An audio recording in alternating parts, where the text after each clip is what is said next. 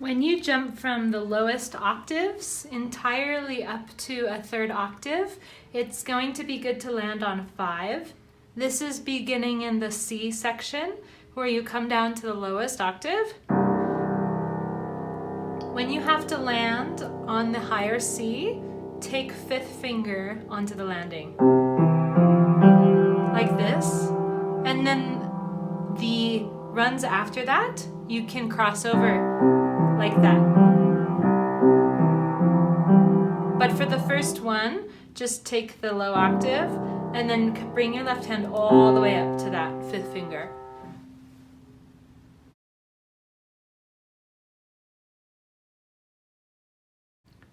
The fingering is good.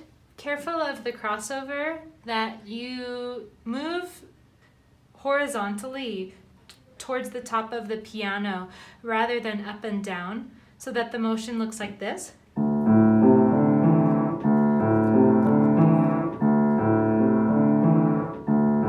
So the fingering is good, but you want to be moving this way across the piano, so careful of your thumb. If you push down with too much force, then your whole wrist begins to rotate. So be careful anytime you have the crossover motion that you're leaving space for these fingers to lead rather than the thumb anchoring and then the whole hand leading. So watch one more time. So the thumb lifts up right away. And then it sweeps under.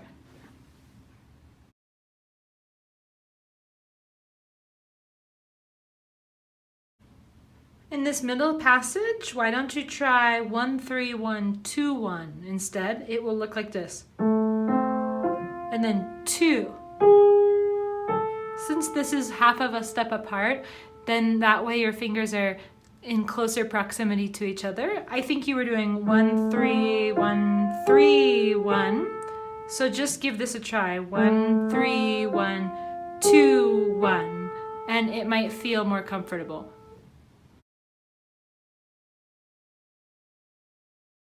Your page 3 transition, treat the same way as your C octaves. So when you initially have a D octave alone, and you're coming up to that A the first time, anchor your 5th finger again, like you did with C octaves. 5, 3, 2, 1. Only for the first time, when your hand moves from the low octave and jumps entirely up to these. And then the ones preceding, the crossover is great, that's fine. But only that first octave, when you're done hitting it, lift your entire hand up.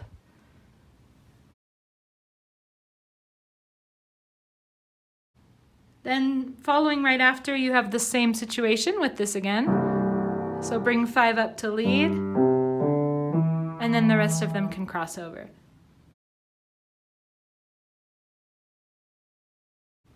Same concept with B flat octave, going to E. The first time anchor with 5th finger.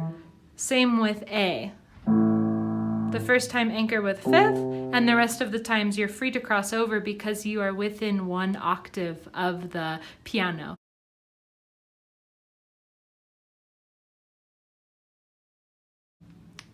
Keep your wrist high when you play, so even when you only have these notes, be aware that the wrist can sometimes drop low, hard to see here, but pretend your wrist is being carried by a string, and so that from bottom to top, even though it's swinging, I'm keeping it at a flat angle or higher than the piano, not digging lower into the piano. So be mindful of that.